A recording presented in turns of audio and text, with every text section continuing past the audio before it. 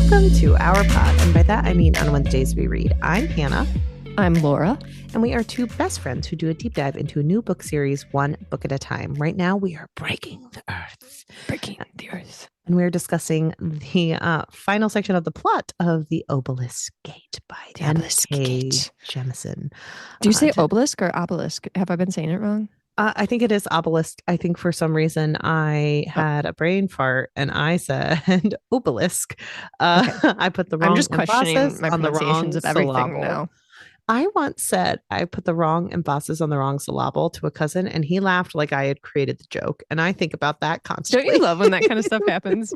Right. That, like, you say something that's a pretty common saying, and people are just like, ha ha ha ha. And you're like, yes, I am very inventive. He repeated it twice, and I was like, it is not that deep. Lots of people say that phrase.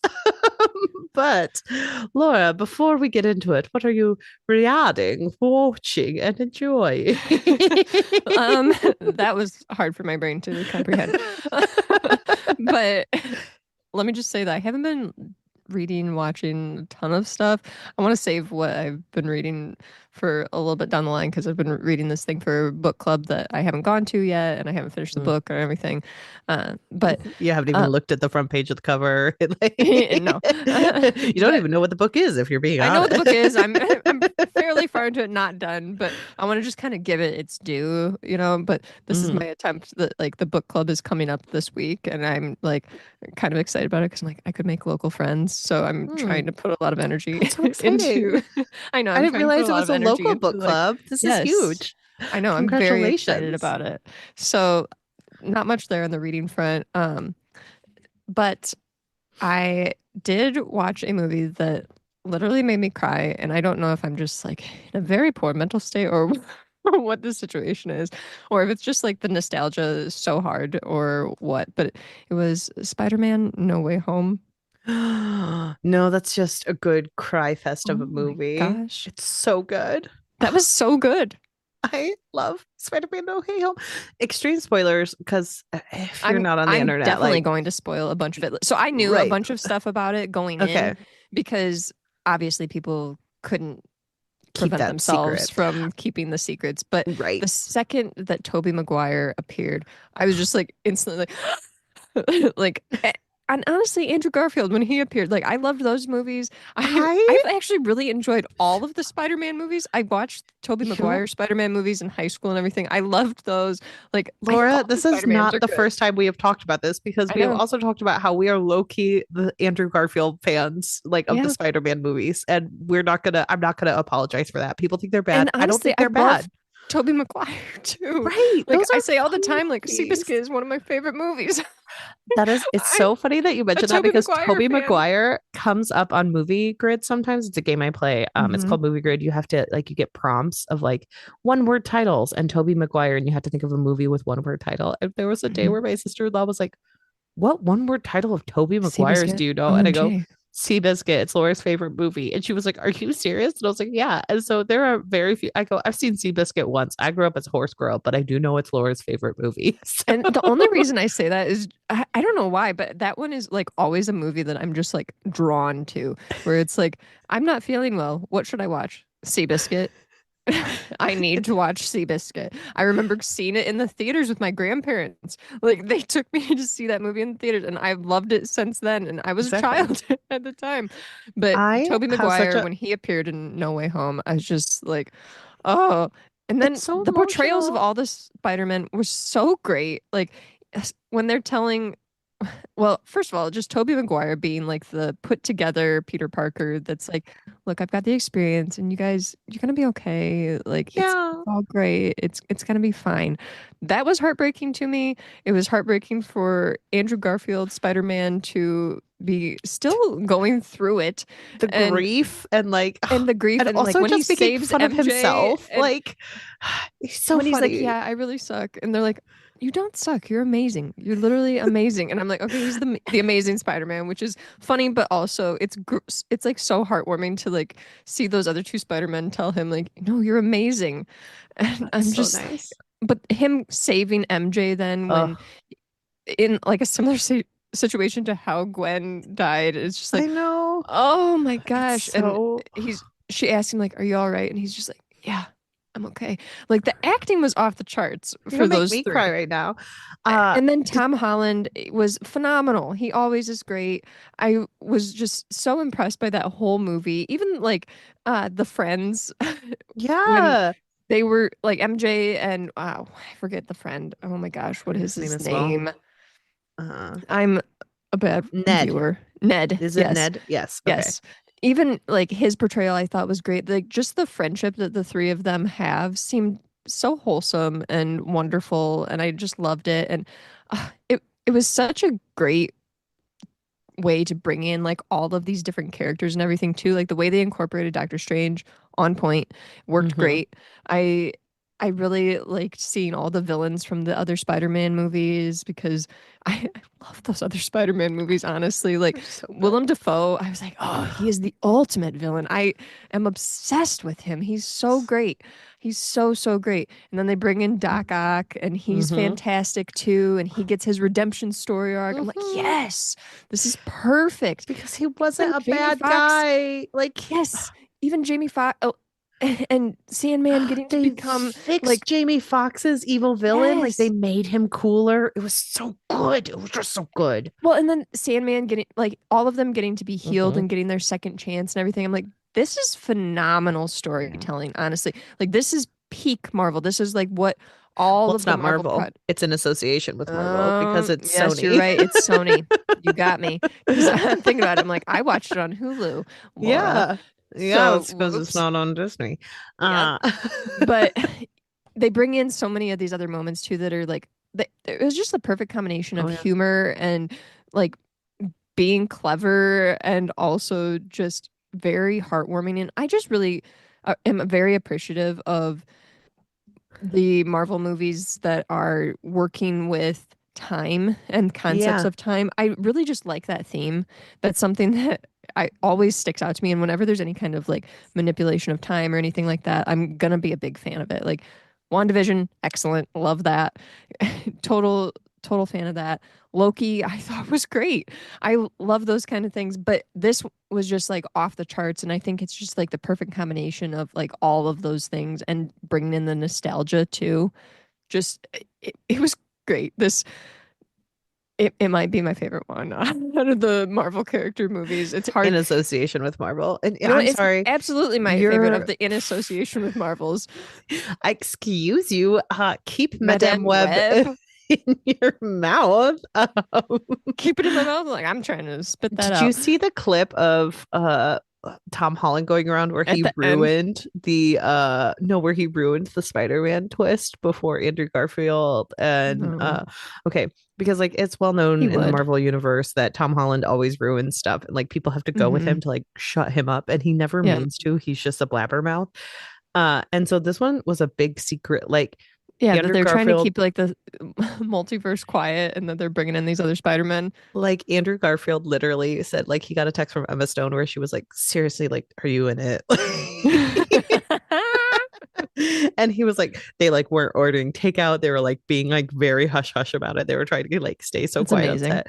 And there's an interview with Zendaya and Tom Holland where they're talking about the fall, like Hmm. Zendaya's like MJ's fall, where like Spider-Man catches her, which is obviously Spider-Man supposed to 3. be which is like supposed to be this big part.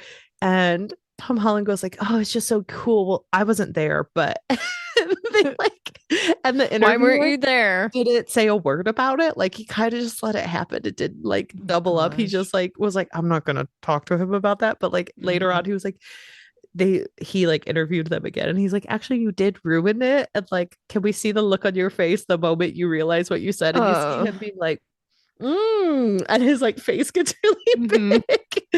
And so he technically ruined it because he is Tom Oh Holland and he gosh. ruins most things. But just I love that movie. It's It's so so good. good. It's so, so good. Spider-Man And is such a good like I grew they up with even set it up Spider-Man. perfectly for another movie now Hmm. and everything. And I guess Venom's going to be involved. I I don't don't know care. how I feel I've about never that. seen any of the Venom movies. We I have should not do that either. for Patreon. Watch I don't know Venom why, with but I us. think the Spider-Man movies, I'm like top tier. Yeah. All of them, all the Spider-Man. I'm like top tier. But for whatever reason, any of the Spider-Man spin-off things like Madame Web and Venom, I'm like, Well, I've I have very seen little interest in I've this. seen at least two of them because I've seen Madame Web and It's Morbius. Morbin Time. So, which was worse than Madame Web. I don't know how, but it was. Yeah. But honestly, like I it just like hit me so hard Oh in yeah. my emotions and I'm like crying and everything and I'm like, what is this movie? What's happening? This superhero movie is making me upset and it shouldn't be doing that. But it did. I literally watched that in theaters and I think about that all because I was like avoiding like I was on TikTok at the time and I remember anytime there was a Spider-Man one I was like nope nope nope I because like I Hmm. knew but I didn't know like Here's you the I thing, like that was spoiled for me not long after that movie came out because people put online the oh yeah video of like the clip of Andrew Garfield and of Tobey Maguire coming out of Doctor yeah Strange's like circles there, you know, right and then the theater like erupting like wow oh yeah screaming and everything and I was just like, okay, why would they do that like 2 days after the movie came out? I So don't then know I don't often go to the theater, but it kind of took the motivation out of yeah trying to that's see it fair at all when it's like the big surprise is ruined. Because I I think I remember you even talking about going to see it and how awesome it was, and I was just kind of like, yeah, I already know what the surprise is. Go ahead and talk about it, Hannah.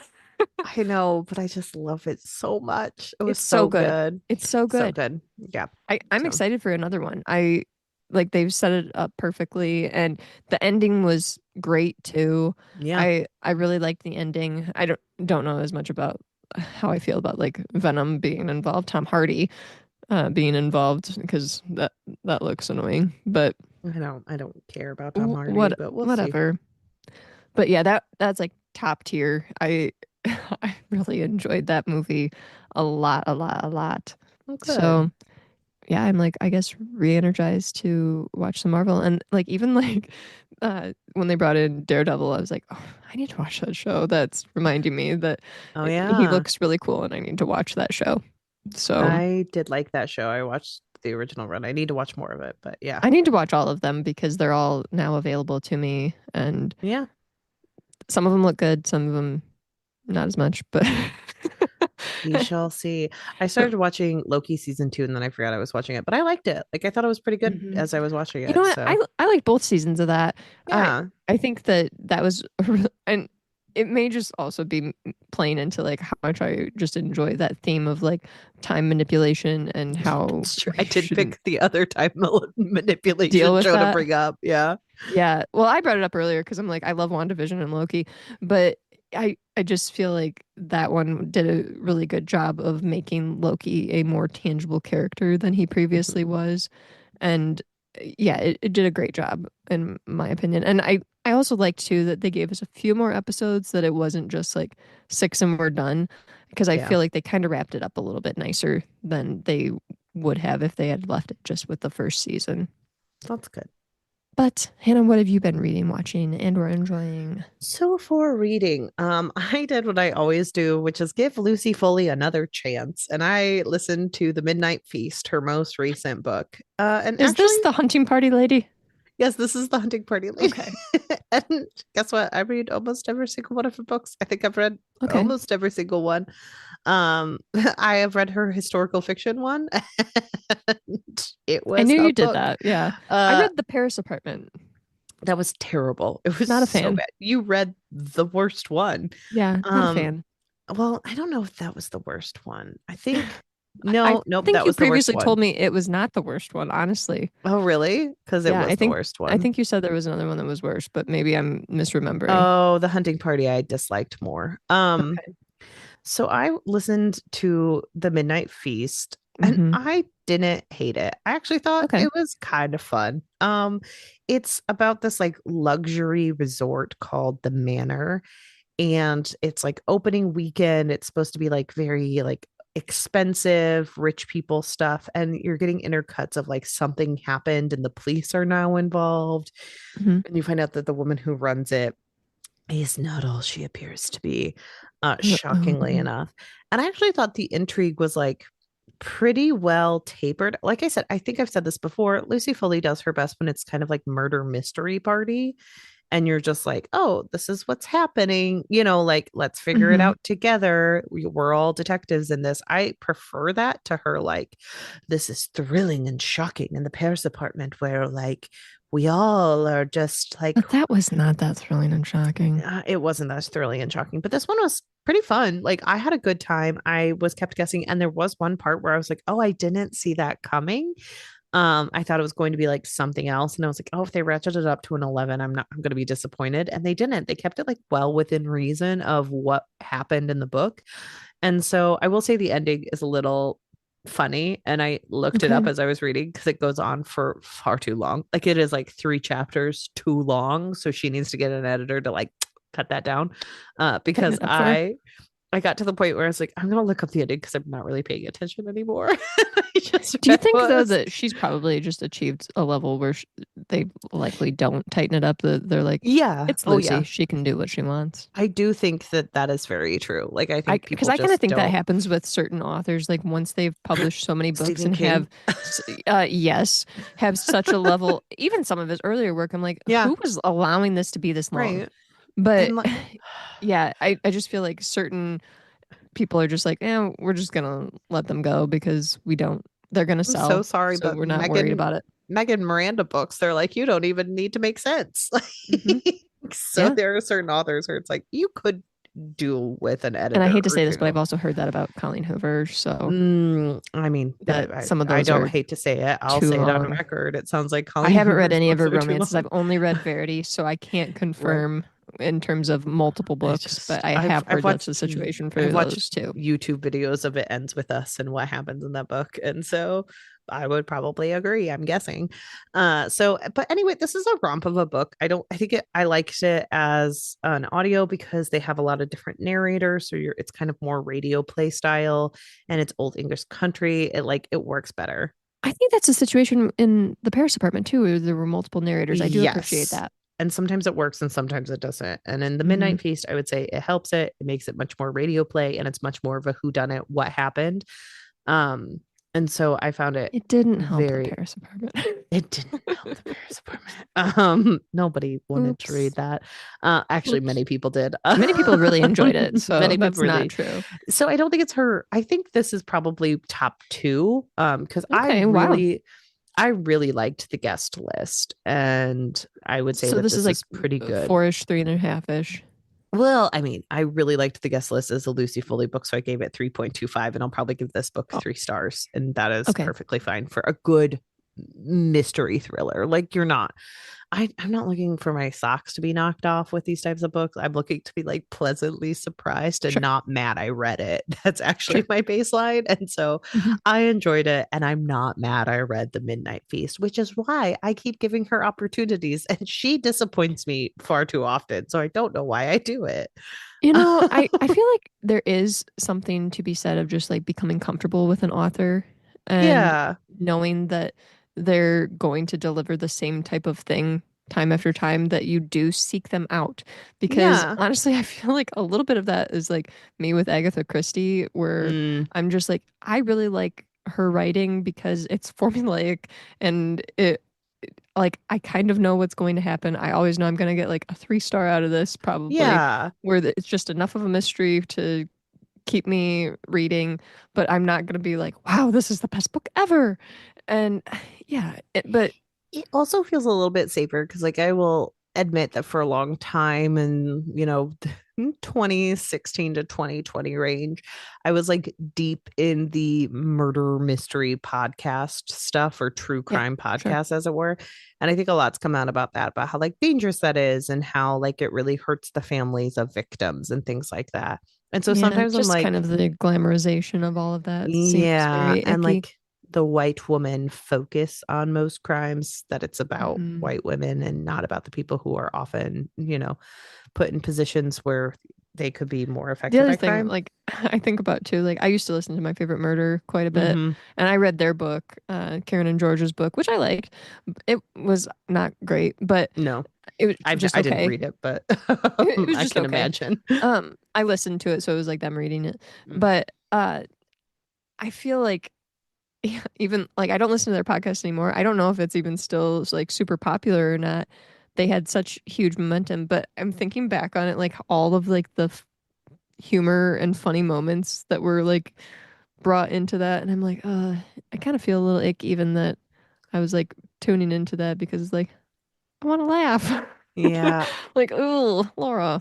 It's hard because yeah, Even Law and Order doesn't try to make things funny. I Like, know. come on. It is hard. Like I think it's weird because like of course we laugh at discomfort. Like I talk about like my Mm-hmm. mom dying and like there were so many random moments that are so funny because like Mm-hmm. you're sitting in the worst moment of your life and it's awkward. Like people Mm-hmm. don't know what to say and they sometimes say the worst things and sometimes you make the worst jokes. Like there's a joke in my household about like dead mom salsa because my roommate refused to open the salsa that my mom canned. And I was like, I am not emotionally attached to my mom's salsa. And so we To a jar started, of salsa. yeah, I was like, out of the many, I was like, she made a garden her final year on this earth and she hadn't made one in a while. And so she was trying her hand at salsa. So it wasn't even that good of salsa. So, like, no, I'm not Mm-hmm. going to be emotionally attached to this Yeah. jar of salsa. And so we made jokes about like, dead mom salsa. And my husband recently was like, you and I, he's like, we made the best salsa. It's so good. We should sell it. And I was like, well, I already have the brand name of dead mom salsa. And he wanted to call it PH salsa for our initials. Mm-hmm. And I was like, okay, well, dead mom salsa could be one of the flavors. And then we said, like, you could have a MAGA uncle salsa, and it didn't even have any peppers or any heat. It's just the blandest salsa you've ever It's tried. just a tomato in a It's jar. just tomato in a jar. And then you could have like gay ant salsa, and that's the one that has fruit in it. Like, It's a pineapple salsa. yeah, it's a pineapple salsa. And then you could have dead mom salsa, and it's born of like my dead mom and this joke. So like I think there can be I don't know why I humor. was thinking like pH, and then I was like, oh, you could almost use that like the pH scale for like how spicy they are. That was the original thing, but I was like, but Oh, we also okay. thought it was very funny to bring in aunts and uncles and I mean, cousins that and would just things be like that. incredibly random It's to just add so that in there, random. which is very funny. It's very funny. And so I think there is humor in tragedy, but I do think like it gets weird when there's a focus that's starkly on like white women And not I think there's seeing also the something reasoning. strange about the monetization of that, Yeah, I where would agree with that. we have people who are making careers off of Yeah, I was like discussing other people's victims, and tragedies and yeah, like, yeah, and like then how these things kind of snowball, and we have docu-series and things that are I don't know, like dramatic reenactment series, yeah, and all this words, and then people are buying T-shirts of murderers and stuff like that, and it's like this yeah, is that's not. very icky. There's a fine line between like curiosity and fetishization. And all of that to say Yeah. is sometimes I feel like these crappy murder mystery thrillers like scratch that old itch for me, but in a safer way where it's like I'm Hmm. just supporting some random woman's book. It's fine, unless she's horrible and Well, then I'll stop yeah. reading it. Like. I feel like a fictional story is a lot better Yes. than that. Like, I don't know, it seems okay for me to delve into Sherlock or one of the BBC mysteries than Right. this Murder She Wrote, something like that. Yeah, Like, exactly. I don't know. So I listened to that. I thought it was fun. If you ever want Hmm. to try another one, put this up there with The guest guest list. list. Okay. Those are the two I recommend. The other two are ridiculous. And the Okay. historical fiction one, what was that book? It was so stupid. Oh, I don't read tons of historical fiction. I'm not a huge historical. I used to be like way back when, like right when I was like, graduating high Hmm. school and like college. I used to be huge into historical fiction. Um, but I don't read them as much anymore. But anyways, I've read a handful of like World War II historical fics, and now I'm just kind of like at the point where I'm like, kind of over those uh, as well. yeah, that's fair. And then for I can save my other book for next week, but for watching on the discussion of movie grid, J Lo is featured a lot on Movie Grid. I don't know why, but Jennifer Lopez pops up a lot on it. Okay. And I know a lot of Jennifer Lopez movies because I watched a lot growing up. But you know who Okay. hasn't? My sister-in-law, who I live with. So it's been a joke that the only Jennifer Lopez movies she knows are the ones I taught her because I'll just randomly be like, well, there's this one movie where she's a The wedding wedding planner planner. and she's about to get married to Matthew McConaughey, or so and so is about to get married to Matthew McConaughey and they fall in love instead. And it's awful because why would you marry Matthew McConaughey in this situation? And she's like, as she can't understand what Matthew McConaughey says because she says he mumbles. So we make a joke that she's never going to watch that movie. But then I taught her about Maid in Manhattan, where she falls in love with Ray Fiennes, a Republican for some reason, and her son is obsessed with Richard Nixon. Um, Wild movie to What? think about. Yeah, Okay. that is a key plot point. A key plot point is her Okay, son's that's obsession with the weird. 60s and Richard Nixon. And so on Saturday, we did a double feature of J-Lo. And the first movie was her domestic abuse film, Enough, with Noah Wiley from ER in it. This movie is so funny, Lord. It's so Is it? It doesn't ridiculous. sound like it would be. So it's just like, and again, like, not to diminish, we just talked about true crime, but in the beginning of this movie, it's like, oh, he's the perfect husband. Da, da, da, da, da. They're married for 6 years and it's not a problem. And then she finds out he's cheating on her and she goes to leave him. And then he becomes the biggest villain you have ever met. Like hiring people to intimidate her friends and like have fake warrants. And then he moves into this like giant home. Like they lived in this lovely home. He's trying to get her and the child back for like a year. And he like moves into like a James Bond villain home. It's wild to watch and be like, how, like, yes, he's rich, he works in construction, but like, how is he an evil villain? Like, this is cartoonish. Yeah. And it's so funny because I was obsessed with this movie growing up. I watched it at least 5 times and we didn't own it. So this Okay. was like getting my sister who worked at the local movie store to Hmm. rent me enough so I could watch it. Or I read the book that like the book novelization of the movie. I was that obsessed with this movie. Okay. And so watching it back is hysterical to me because it's so bad. And there's a scene where he takes the daughter and she's somewhere and it's very scary. And she uses like the pager number that his mistress uses. And so he calls her and he's like, is this my little French croissant? And she goes, no, it's your loaf of bread. And I loved that line growing up. And it did get a laugh from my sister-in-law. So we watched enough. And then my sister-in-law talked to my mother-in-law the next day and she was like, oh yeah, we did a double feature with J-Lo. And my mother-in-law goes, have you ever seen that movie about her trying to flee her husband? That one's great. And so it's wild. It's well known. You all should Okay. watch it. Everyone go watch Enough because I loved it growing Sounds up. great. It's it's a wild movie just Yeah. watching all the stuff that happens in it. And weirdly like scary for this at one point she goes, I just want to get my child out while she's not like scarred by this. And then Oh my like gosh. someone's ramming into the back of her car because he's chasing her down. I'm like, remember when you Oh my didn't want your gosh. child to be scarred because of this? I think that's no longer the case. Yeah, that's out the um window. so we watched that and then we did watch Maid in Manhattan.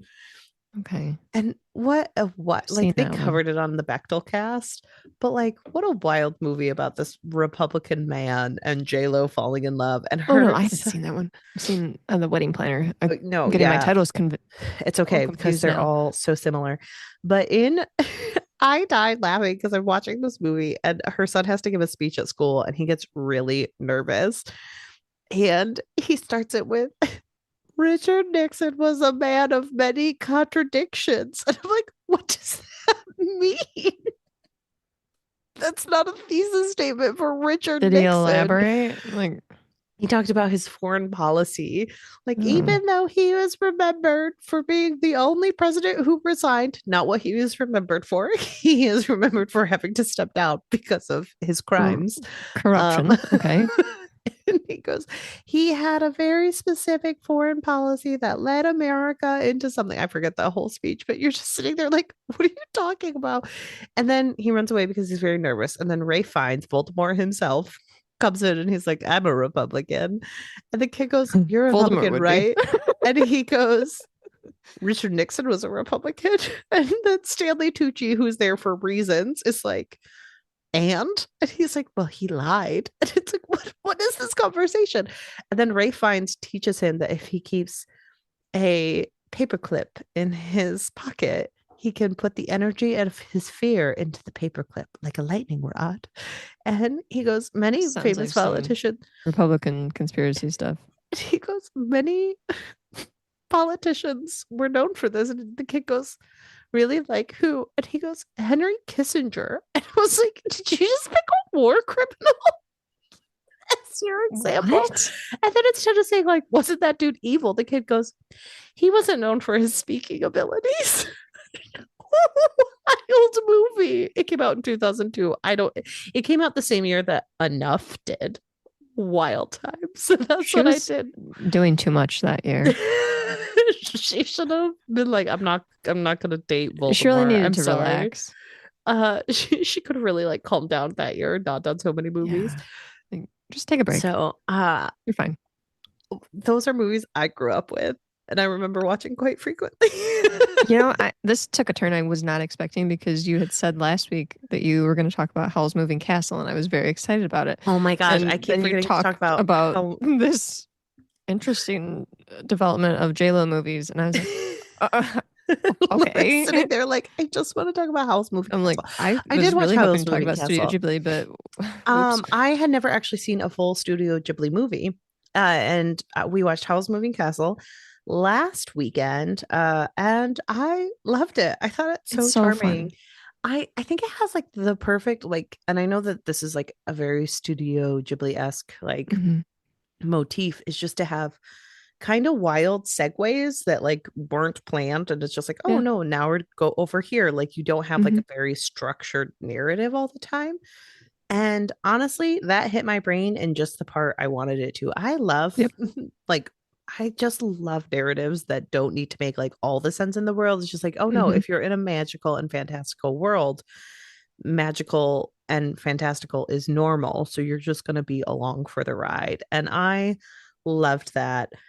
Sophie is so great. Loved how much Sophie was like, I'm an old lady now and I shall be an old lady and that's my business. Like she really just embraces it. And it's amazing. She really says, I have knobby knees now and I can't move fast and I'm just going to keep going. And she just moves into Howl's home, but she's like, I'm your cleaning lady now. And she cleans up his bathroom because it was gross. And then he gets mad at her. I loved every little bit of it. She's amazing. She's so sweet. I love her so much. I love that her voice is, what's her name? The woman from Newsroom. I guess I don't know. And I mean, I have such a soft spot. Emily Mortimer. Yeah, Emily Mortimer. I have such a soft spot for Emily Mortimer. I have an unfortunate soft spot for Christian Bale because I was gonna say I knew that one was coming. He couldn't be kind of a dick. I lean more towards he's probably a dick. And that's just a cross I have to bear because he was in Newsies when I was a child and I didn't realize he was a bad singer. But yeah, I really liked it. I thought it was cute. What a way to start with Have you read any of Diana Wynne Jones's books? I haven't. I've not either. I know that she's like extremely prolific. Yeah, we should read some of her books for the podcast or do like bonus episodes on it because I would love to read that. I'm very curious about her work, but yeah. Yeah, definitely.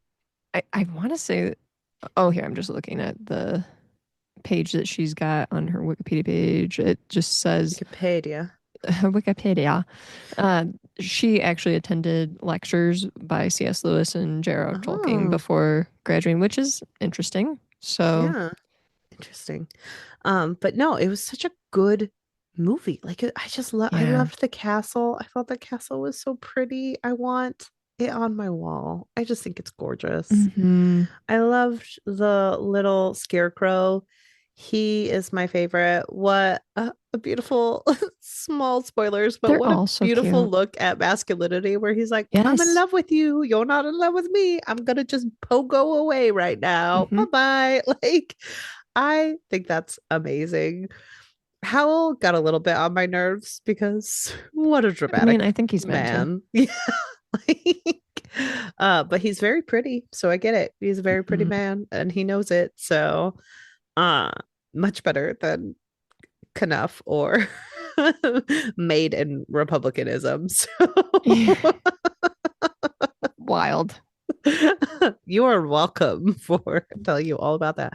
I also Yeah. love When you're like, Lauren I Bacall. really enjoyed this. And I was like, wait, what? I Um, don't- my bad.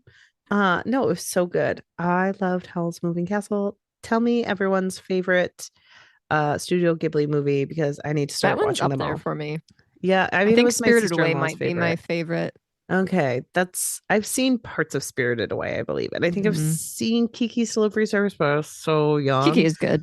that I don't remember any of it. I remember I like watched it with my best friend from like grade school and she was super Hmm. into it. And I remember I was a horse girl, so I did not Yeah. appreciate it at the time because My Neighbor I've Totoro is really good too. heard good things about My Neighbor Totoro. I mean, I've heard good things about everything, but I feel Yeah. like the ones that stand out for me are Spirited Away, My Neighbor Totoro, and Kiki's Delivery Service are the ones that are at the top Hmm. of mind. So I need to keep watching because it is on Max. So why Which wouldn't I watch there's all of them? also Ponyo, which is good. But and I haven't watched The Boy and the Heron. That one is fairly new. Okay. I know. Oh yeah, that is one. That is one that's fairly new. I know that what's what's the one with the pig? Um I know that Michael Keaton plays a pig who flies a plane. And Michael Keaton's real name is Michael Douglas. And these are the conversations I have in my household on a day-to-day Michael basis. Keaton's real name is Michael Douglas. What? Yeah. So when you're an actor, you can't have the same name as anyone else. So when Michael Keaton moved to Hollywood, they're like, there's our Oh, name, Michael I thought you Douglas. meant like in the movie. I'm like, what? No, no, no, What no, is no. happening? In real life, his name is Michael Douglas. Oh, gotcha. And they're like, there's already Michael Douglas, so you can't use that one. So he I had to think use that's a situation with Michael Michael. J. Fox, actually, that there was Yeah, somebody else that had his name, so he had to like change it to Michael J. Fox. exactly. So like, yeah, you have all the if you have a Hmm. famous actor, you can't use I it guess I can as never become much. an actor because I have a super basic name. So, So yeah, his name is Michael whoops. Douglas, and he uses Michael Douglas in his day-to-day life because why wouldn't he? It's his Yeah, last name. But like obviously. people who come to pick him up at airports are like, what? Like, because he is famous, and he, Hmm. It's Michael like Keaton. Michael Douglas is also a famous man. So if you're like, oh Yes. yeah, you're picking up the actor Michael Douglas, and you see Michael Keaton, you're gonna get What a shock. confused. Honestly, I would be thrilled if it was Michael Keaton instead of Michael Douglas. Honestly, same girl, same. I too would prefer Michael That's my Keaton. preferred Michael Douglas. Yeah, it is my preferred Michael Douglas as well. So, fun stories. All right, with that, should we dive into it? Let's do it. Let's do it. Okay, so we left off with chapter 16 Mhm. and we we're looking at the Stone Eater from the Garnet Obelisk and we realize it's Hoa. And we question, we're like, Hoa, have you been lying to us this entire time? Like what is the lie here? Like are you human or what? And are you lying about your shape? And he tells us that he's a human, but he ended up in an obelisk by pissing off the wrong origin. And he says Yeah. that we're powerful enough that we could trap a stone eater if we wanted to stop them. And he appeared to us as a child, and that the stone eater who defeated him was the gray stone eater that we met previously. But Yes. Hoa had to change back because it was just time. He wanted to increase our chances to survive because the stone Yes. eaters, they want to kill us. Very And much so. Hoa does not want them to. And he has eaten a lot of others in order to prevent us from Mm. being killed. And Including the redhead one, right? Or yes. yes. Hmm. And Hoa's actually been like attached to us since all of Alia Hmm. happened. So we're thinking about the Gray Stone Eater and the offer and slash warning that was given. And so we go to Yika's But she's at the flat top and she's trying to kind of calm people down and strategize a bit. And we're like, look, you need to rest. So we take her back to her apartment. And like, you need to just rest. You've been doing too much. And Hoa meets us there. And Hoa reveals that lots of Stone Eaters think that the world can only be made up of one type of people. And they want to wipe out all the others and turn them to stone, just like these stone statues all over the place, which really is kind of terrifying to us to think about. But not all of them want this. Like some of them actually want to help like with our mission. But the gray man wants the obelisk gate to never be opened again and wants to do this by wiping out the origins. Yep. And Yika is somewhat trying to convince us that stills can still be trusted. You know, Yika has this hope and we just know that they can't. We've been let down too many times and well, and with it's an hard because enemy like at hand, we always see the worst of them. And Yika's Yika's had like, I like don't want to such give up, but we're like, we've lost so much that we've lost our so many children relying on the better nature of stills. I'm sorry, Hannah. No, you're fine. It's just Yika is someone who like she almost feels beholden to the people in her comm because she's like, they could have killed me and they didn't. Like they can overcome their own prejudices. And And we're this is where coming we've had from to point out, like, well, you were useful to yeah. them, which I hate bringing up that whole it just feels uncomfortable, honestly, to talk about how when someone is no longer useful, they're no longer wanted. And it's a sad reality. Well, and it's definitely something we'll need to talk about next week on like themes because it also dives into like yes, you're useful and again you and I have talked about like people who walk through a door and shut it after them. Mhm. It's like people who are put into a pressure cooker are quick to turn on the people that they can. So like you could be perfectly nice and perfectly pleasant, but then when the rubber hits the road, are you actually going to be an ally to, Mhm. these people, or are you going to just let them go and let them hang out to dry?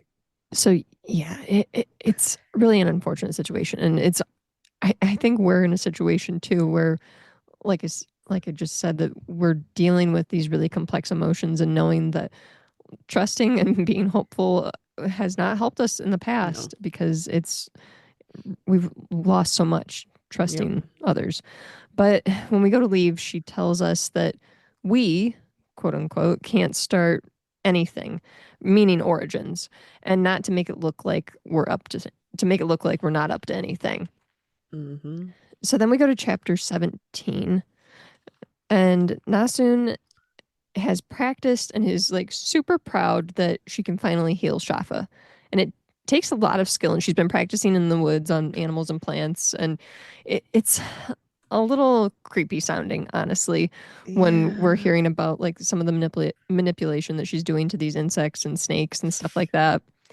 And so there's a And day again, when, what's useful to her? yeah, Yeah. at the expense of what is Yeah. what we're kind of getting to. So one of the days, raiders attack, and Nasun is able to trap one of them, and she is able to heal them from this like poison splinter. And as she's doing it, she has this realization that she needs to learn how to like anesthetize, how to numb things. And so she basically practices on this. I shouldn't say basically, she does practice on this woman. And then once she's figured out how to do it, she's like, oh, good, this will help me with to heal Shafa. She then kills the woman. Yep. So Because she on her, can't have the woman tattling on them or telling no, them, spreading stories. So, no, unfortunate. yeah. So Nasun has really gone in a fortunate direction, really. Um, but the other children in Found Moon are fearful of Nasun after what happened to Eights. And Yeah. Shafa has been really battling internally with Yeah. not attacking Nasun, just fighting this internal need to kill her. And Nasun and Shafa has sensed that Nasun is growing in her power and everything and working really hard. And he reveals that he knows what the thing inside of him is called. It's called a core stone, and he doesn't want it removed because if it's removed, it'll mean he's no longer able to be a guardian and he won't have those powers. He won't have that strength. And because he's very, very old, it means that he'd probably die fairly soon. Like he kind of wants to hold on to his immortality a little bit. Mm-hmm. And so Nasun is like, she is having really complex emotions. And she even has this moment where she's like sad because she was like, I just wanted to remove this from you so you could be my father, which is a devastating thought. And she's really hurt that Shafa's denied her. And he, like I said, is continuing to deny these urges that he has, this internal voice to kill her. And in this moment, Nasun is conflicted and sad. And so she's like, I'm going to see my father. And when she gets there, Jija initially embraces her and he's like, Are you all right? And he dotes on her for a little while. And Nasun has a moment where she, again, thinks it's okay to open up to her father, but immediately regrets it because when she says that it's okay for them to miss Asun and Uche, this enrages Jija because he feels it's like an accusation that he is a lover of origins. And he hates Oof. that she even mentioned that. And so then Nasun questions, she's like, Why do you hate us so much? Meaning origins. And she realizes that he doesn't even remember what happened with Uche. He somehow like separated himself from her and that situation and somehow separated her from being an origin. And Hmm. then GJ tells her that as a boy, he watched his friend get iced and he ended up turning in the origin who iced his friend. And Which is also heartbreaking because it's like obviously a it's a traumatic mistake. event. Like, well, and it's a mistake. Like, it's not something where like this Mhm. kid was like doing something horrible. He's like, it was He had no traumatic for the control. child where he's screaming, like, I don't know how to stop it. I don't know how to stop Mhm. it. So it's just so heartbreaking. It's a traumatic situation. And so then Jija starts questioning Nasu and he's like, Why haven't you cured yourself? You've been here so long. He's like, None of you have cured yourself. All of you here at Found Moon, like, I've been talking to others. They've said that nobody's curing themselves. You're just all up there practicing, working on your powers. I think Shafa's full of it. I'm not sure what even is Oh, going he's on here. catching on. Oh, yeah, he's absolutely caught on. And it's about time, honestly. Yeah. And Nasun admits, she's like, I'm just trying to be a better origin. And she has this moment where she's like, I like being an origin. And then she has another moment where she's just like taken out of the situation, kind of like, what happened? And it's because Jija hit her. And Yeah. then she purposely ices the entire house. And this terrifies Jija. And he's screaming in fear. And Nasun has this moment where she thinks Esun shouldn't have had her with somebody stronger. And so then she turns and says So goodbye heartbreaking that to, in the oh, moment she's just like, I'm still gonna blame my mom. hmm because there's It's more trauma still her fault. associated. Her mom's the strong one. It's her Yep. fault. Hmm. So her dad's always been the soft, kind one. It's her Yep. mom's fault. So when she turns to leave, she says goodbye to her father, and he does not reply. Yep. So then we switch over to chapter 18, and it's our POV.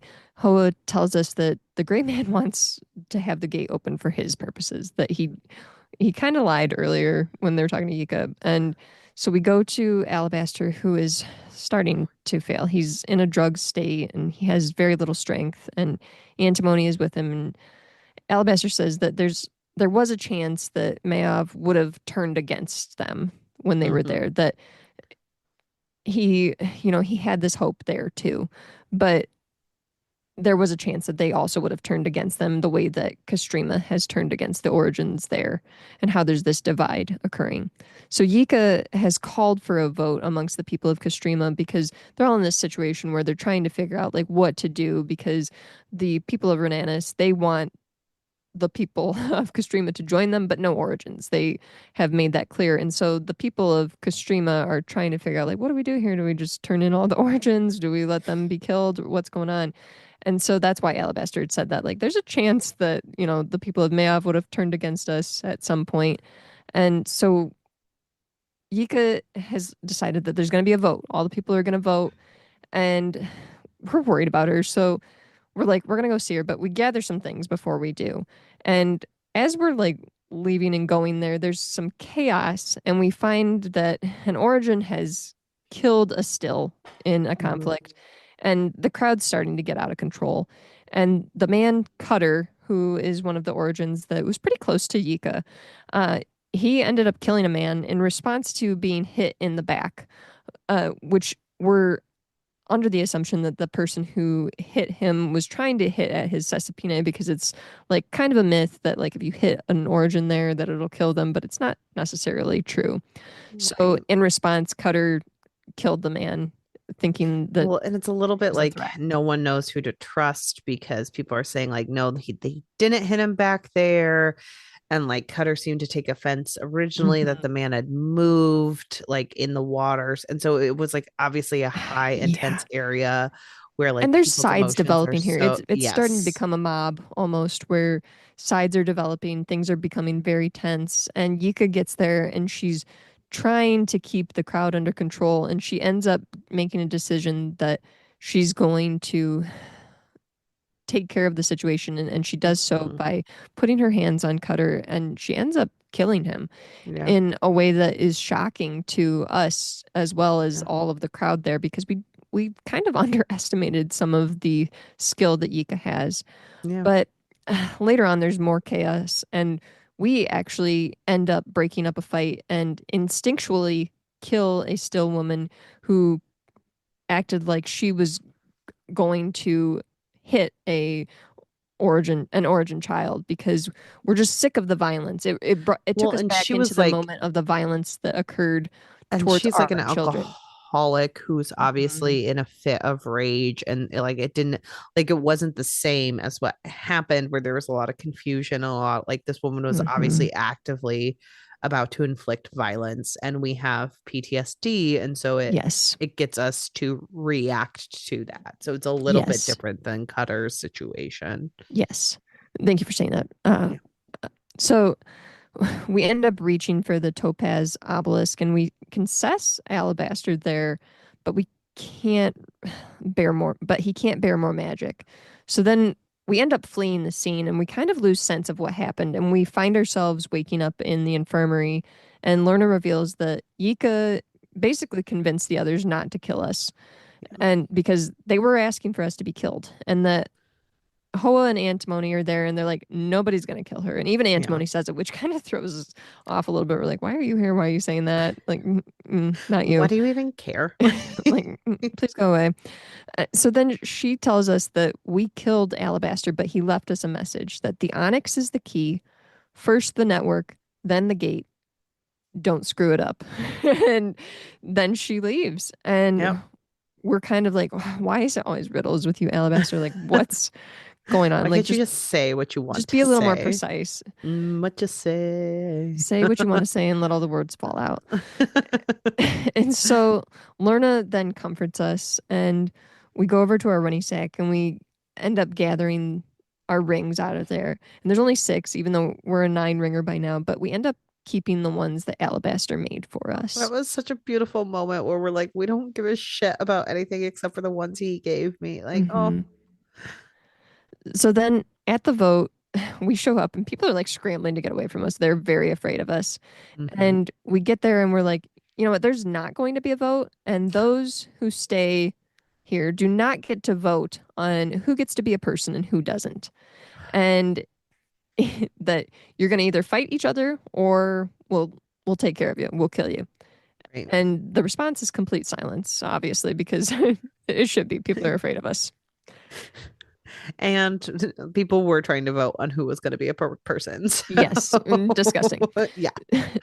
So the interlude, we're told that rage is the only answer in a case like this, in a time where things are changing and our kind is making real decisions. Hmm. So we switch back over to chapter 19, our point of view, and it's a month later, and we've got Kostrima over occupied, and the enemy is at the gates. Things are getting bad, and they have lots of stone eaters on their side. And so we're walking through Kostrima and all that's happening and preparing for a war. And we've got hmm this spindle hovering behind us, which we tell the woman that we see there that we won't be joining them. We go above to Yeah. deliver a message. Sorry, to Kostrima over, and we tell the woman with Renanis that we will not be joining them. And she says, that they won't even have to attack. They'll basically just kind of wait it out and let the people of Castrima just run out of resources, that type of thing, and then they can move in there because Well, essentially and they just want their supplies and stuff like that. They think yeah. there's not enough people. They think, we just need to get rid of some of you because this is a season that's not going to end anytime soon, and we need more resources. Well, and they said that they were hoping that we would do that ourselves. Like they were just trying to start up infighting with the whole like Yes. you had to do this vote, you had to see who was going to be left, and they were like, we are hoping you guys would just kill each other so we wouldn't have to waste our resources killing you. But Which we also, worked to a degree. yeah, it did, and it also we also know like oh they can see where our vents are that like gives us air, so like Hmm. someone has to be working with or like it. It's not right away that we find that out, but Yeah. like we know that they could have ways of affecting our air and our Yes. resources. So we're up there still, and this knife hits us in the arm, and it like sends off this like almost fire throughout our whole body, which just drops us and leaves us twitching, and we're kind of blacking out. And then Hoa basically saves us and took us to Lerna before this guardian that appeared in Kostrima over could kill us. And Mm-hmm. so uh, Lerna is helping us and taking care of us, but he's a little bit like it's a little bit awkward because he's a little bit like, why won't you be my girlfriend? I really love you. And At first, I thought when she was grieving Alabaster, I thought we had had sex with him, and I was like, "Ma'am, you need to yeah, calm down." And then I found out that that didn't happen, and I was like, "Okay, good." no, but I Lerna's was a little like concerned. really just kind of trying to push it. And we're just like, look, is now the time? It doesn't seem like it's a good time to start a relationship, There honestly, are so Lerna. many things happening. He needs to learn from the movie Speed that crises are not a time to fall in love. Right. And so Hoa actually is feeling fairly guilty in this situation. He's like, I'm so sorry for not sensing the guardian there. And we're like, oh, Mm-hmm. it's fine. It's not like you could have known. He's like, I'm supposed to be protecting you. I should have known. Like, I should have sensed that. And so we go to the flat top and we find Tonki there, like ranting about something. And we share that we tried to deliver the message topside and what we learned there. And it's kind of comforting people that we went because they're like, yeah, you should have been the one to deliver the message. And also because it does reestablish some of Yika's authority for Yes, us because to be the she one to, sent us. Yeah. yes, for us to be the one to go up there and risk ourselves and not make Yika risk herself. So Yika then is questioning. She's like, how did they even find this place? Because, like, I'm pretty sure that it's fairly hidden. You can't see like a giant hole in the ground. And Tonki's like, I'm pretty sure it's a spy. Like, there's got to be a Yeah. spy here. Like, we need to root up a spy. And Well, she was like, how did they find the vents? Because it took us so long. And she talks about how, like, the physical manifestation of the area is actually to protect people. Because, like, yes, you could be like brought yes, into it, but it's not easy to sense. And it's actually pretty protected against people finding them. So someone told. yes. So there's some information released, and we're not sure how at this point. And so we're like, look, even if it's a spy, we don't have time to deal with that at this point, and we need to kind of develop a plan. And then we're alerted that Renanis is breaking in. They're collapsing the tunnels. So Yika's worked for a while, we learned, getting supplies a few miles away from here, and she wants to use Tonki's plan, and she wants to have some of the people flee. And so she's actually put a lot of thought into all of this that we hadn't anticipated. And so we're at towards the end of this book really appreciating Yika for the leader that she is, where we've really kind of taken her for granted and how smart and effective she is as a leader here. Yeah. And I think we just kind of assumed that, oh, she was just thrust into authority roles because she was an origin, but she didn't actually know what she was doing. But she's really proving that she's very capable. Mhm. So Yika has done all this work, and she also wants to use Tonki's plan of like controlled orogeny. And she reveals that she knows how to do this parallel scaling that Alabaster has talked to us about, where there's a yoke and that origins are able to like link up their power and Mhm. create a network of themselves. And so Yika ends up seizing us with orogeny to show us how to do this. And we realize that there's these threads of magic that flow in her. And it feels almost like a river to us. And then we see that there's this network with these silver threads that can touch the obelisks. And it's this magic and the obelisks working together. And we think about how Alabaster excuse me, mastered this in like a different way than Yika. And we're just impressed because Yika was someone who was a feral origin and she really had nothing to unlearn. And Mhm. it's always something that we're just kind of like, it's a given that Alabaster would do this, that he would learn this, that he's so brilliant. But we're so impressed that Yika, who we've never considered being that knowledgeable and just kind of being lucking into lucking her way into things, has been able to do this. Well, it's one of those things where it's like, yeah, she had to learn a different way. So she's going to see things a different way. Hmm. And not being part And then of it an helps us to learn institution, too. it actually makes your mind work better and in different ways that you never expected. So Hmm. diverse minds create a diverse world. Go. So Renanis has then broken in through some of the tunnels, and the people are making their way in. And so we end up using some of the boil bugs to chase people, and which is a terrifying thing, honestly. Yes. Like I was very scared by this concept of the boil bugs chasing people. Like, and then we're Well, able to seal off some of the tunnels as well. well, and And literally, like, she's like, oh, we're like, oh, I didn't realize the wings actually worked. And they've like created it this horrifying, like, locust mhm. style bug that eats people. So, yeah. So we have Hoa there, and he's protecting us, and he's warning us that, like, look, the Stone Eaters are coming, and they're coming specifically for the Origins. They want to take out the Origins. And so we have Hoa take us topside. We're like, we need to go to Castrima over. And once we're there, we raise a Taurus to protect ourselves, and we reach for the Onyx, which starts to draw us up, basically eating us. And we have this Hmm. moment where we're kind of very unstable. We're kind of shaking. We're having moments where we're thinking about Alabaster and we're thinking about Hoa and thinking about Lerner, recognizing that we love them. And then we are able to kind of like have an out of body experience where we see the whole of the stillness. And then Hoa reaches for us and is somehow able to stabilize us. And so then we're able to seal enemy stone eaters into crystals, and now we have this power of this network of obelisks.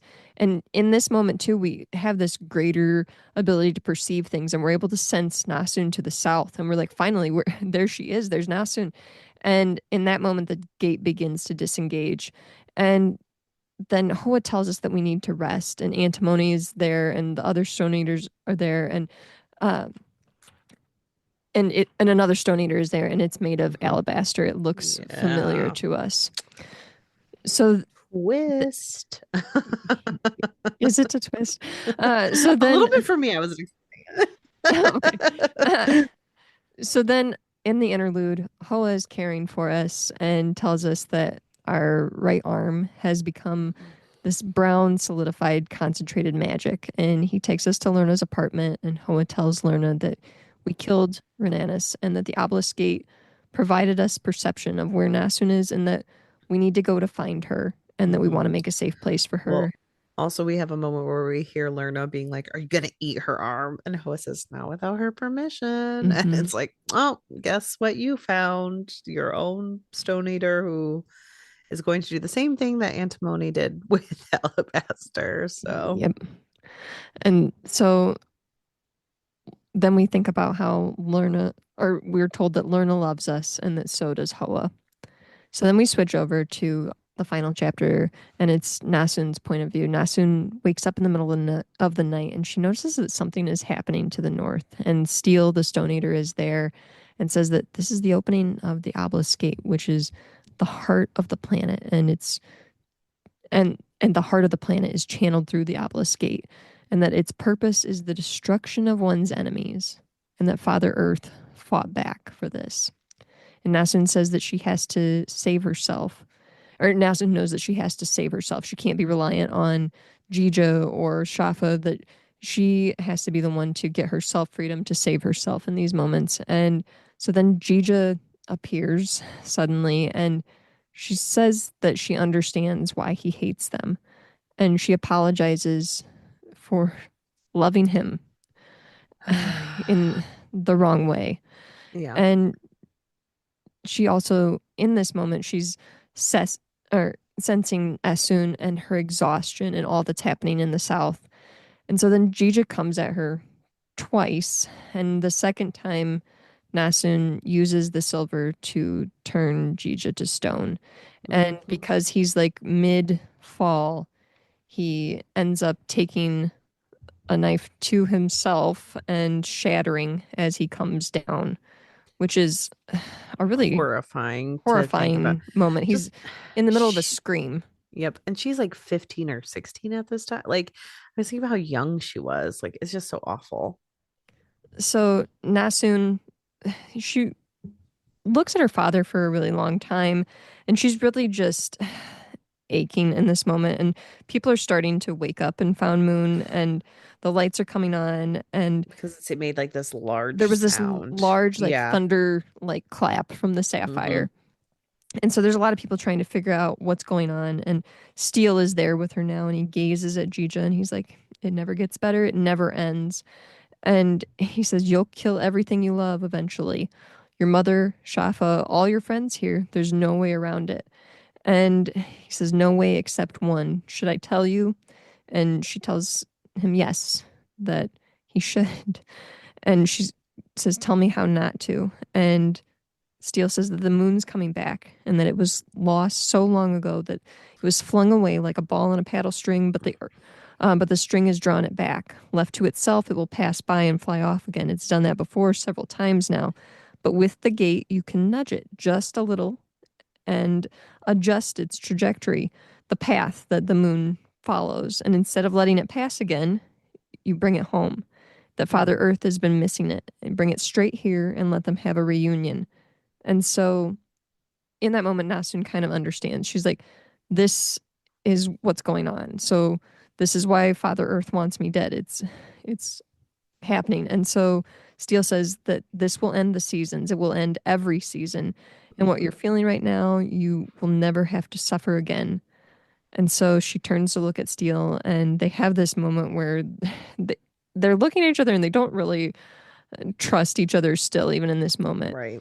And so then Shafa appears before them, and he's staring at Jija and trying to figure out what happened. He has this realization and kind of a shock too. And he looks at her with his creepy white eyes, and he and she's just in immense pain in this moment. And she sees just in his face this really complex set of emotions where he's fearful, he's worried, he's protective, and he's angry. And then he looks at Steele, and she has this moment where she's like, "This is still the Shafa that I love." And she's able to kind of let go of some of the pain of losing Jija Yeah. by looking at Ugh. Shafa and realizing that Shafa will love her no No matter matter what. what. And so then she decides to tell Steele to tell her how to bring the moon home. Yep. And this is how the book ends. And it's gonna be Nasun versus us in the next book. So it's interesting. Yeah. And I Shafa sucks. I can't wait to discuss more. Because yeah, it's interesting. Like yeah, it's all very interesting. I can't wait to do a Hmm. deep dive next week. So Any make like sure end of book thoughts, like not too deep, but before we get into the I think themes and it's really hard to like I mean, it's very good that we get a book about mothers and daughters because, we hmm. always have things about fathers and sons. Sure. Um, and I appreciate that. I really like that it's kind of taking a complex look at what love is and how people feel love and how Hmm.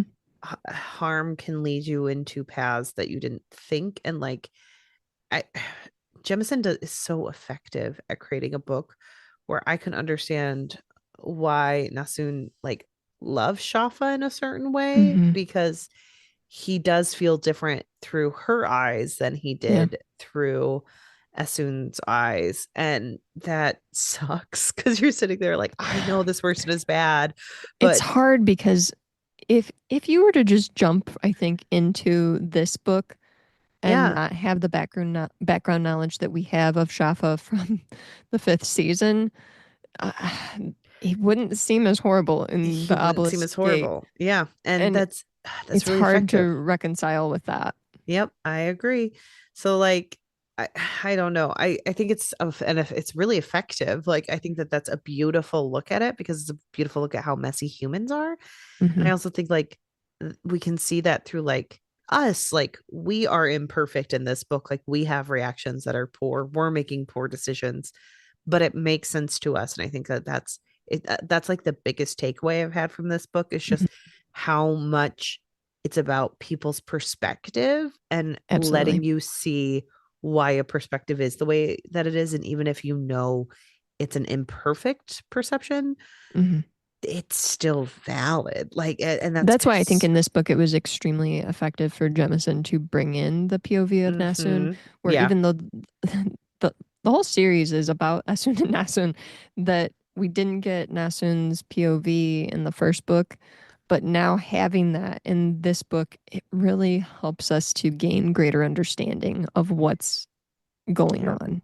exactly. So I can't wait to get into the next one, Laura. Can't wait to Yes. see how The this Stone Sky trilogy. is excellent. I think, honest, like if and this is not saying a lot because I think all three of these books are awesome, but this is the weakest in my opinion of the Mm. trilogy. And again, that's like not saying that much because it's still like in my mind like 5-star read easily.